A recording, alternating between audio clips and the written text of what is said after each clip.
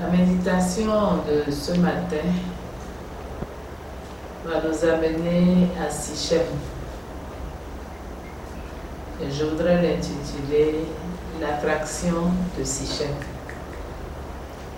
Sichem, c'est le petit-fils de Manassé. Et ça signifie dos, épaule. Ce sur quoi repose un fardeau. Jacob avait quitté Padan Aram chez son oncle où il a eu 20 ans de déboire. Il voulait se marier, nous le connaissons bien. Il s'est retrouvé avec 2 femmes, et pas des moindres, des sœurs et 2 concubines, 12 enfants, plus une fille appelée Dina. Son beau-père, qui n'était que son oncle, a changé 10 fois son salaire et l'Éternel lui a dit de retourner. Et c'est sur le chemin de retour que tout ce qu'il avait laissé en plan, c'est-à-dire cette querelle ou haine entre son demi-frère et grand frère Ésaü et lui, tout cela devait être réglé sur le chemin de retour. Après l'épisode de réconciliation, la Bible nous dit dans Genèse au chapitre 33, du verset 17 au verset 20, ce qui suit. Jacob partit pour Sukkot. Il bâtit une maison pour lui et fit des cabanes pour ses troupeaux. C'est pourquoi l'on a appelé ce lieu du nom de Sukkot. À son retour de Padan Aram, Jacob arriva heureusement à la ville de Sichem, dans le pays de Canaan, et il campa devant la ville. Il acheta la portion du champ où il avait dressé sa tente des fils de Hamor, père de Sichem, pour 100 késitas. Et là, il éleva un autel qu'il appela El Eloé Israël. Amen. Donc, il est allé s'installer à Sichem.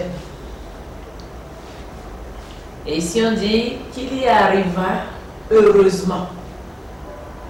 C'est un endroit qui est comme un mirage. Alors que Dieu lui a dit d'aller à Bethel, la maison de Dieu était plus loin. Jacob s'est arrêté à Sichem, où il pensait se reposer de ses déboires. Il pensait s'appuyer sur ceux-là qui étaient à Sichem. Malheureusement, le peuple qui était à Sichem n'était pas un peuple mis à part. C'était un lieu de compromission, un lieu de tentation, un lieu où tous les péchés étaient permis, un lieu où ce qui ne devrait pas être fait a commencé par se produire. Lorsqu'il s'est installé là, la Bible nous a dit que sa seule fille appelée Dina est allée se mélanger aux filles et aux femmes du pays. Et c'est de là que cette fille a été déshonorée. Le déshonneur dont on parle ici est la même chose que la souillure, le mot souillure, qui profane un lieu qui est saint. Donc, le déshonneur qu'a subi Dina est la même chose que ce que nous faisons lorsque la souillure rentre en nous. Là où le Saint-Esprit doit demeurer, nous constatons que la souillure vient s'installer et le Saint-Esprit ne peut plus agir.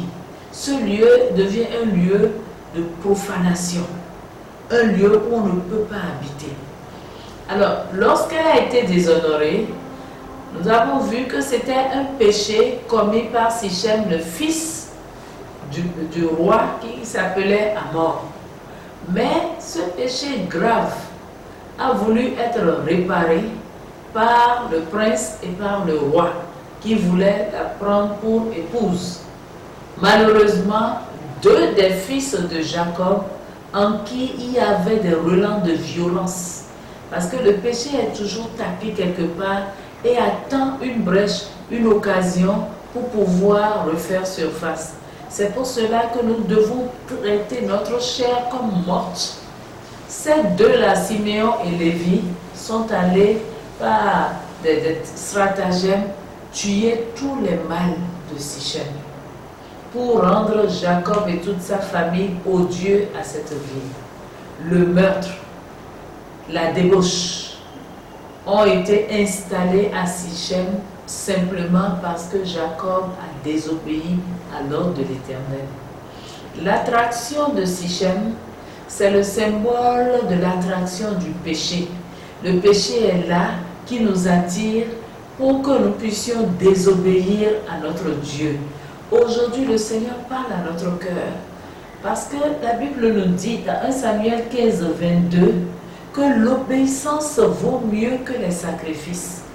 Nous avons des difficultés aujourd'hui à obéir aux injonctions de l'Éternel. Quand le Seigneur nous dit ne va pas à tel endroit, c'est là que nous allons. Quand le Seigneur nous dit ne fuyez la débauche, c'est dans la débauche que nous allons nous vautrer. Que le Seigneur nous donne maintenant de résister. La Bible nous dit de résister au diable et il fuira loin de nous. Nous avons cette force en nous parce que nous pouvons demander la force et le Seigneur pourra nous la donner. Aujourd'hui, si tu entends sa voix, n'endurcis pas ton cœur. La faiblesse dans laquelle tu es vautré depuis beaucoup d'années, tu peux t'en sortir. Tu peux l'abandonner, tu peux la laisser. Que l'attraction de Sichem ne soit pas ton partage, mais que tu puisses divorcer avec tout ce qui a comme faiblesse, tout ce qui a comme péché, et que tu obéisses à ton Dieu par Jésus-Christ. Il a versé son sang pour toi. Si tu entends sa voix aujourd'hui, il faut lui dire, Seigneur, pardonne tous mes péchés. J'ai été longtemps attiré par Sichem. J'ai été longtemps attiré par le monde et toute sa corruption. Aujourd'hui, je divorce avec le monde. Aide-moi, prends ma vie, dirige ma vie et le Seigneur se fera le plaisir de conduire ta vie et de la diriger. Au nom de Jésus. Amen.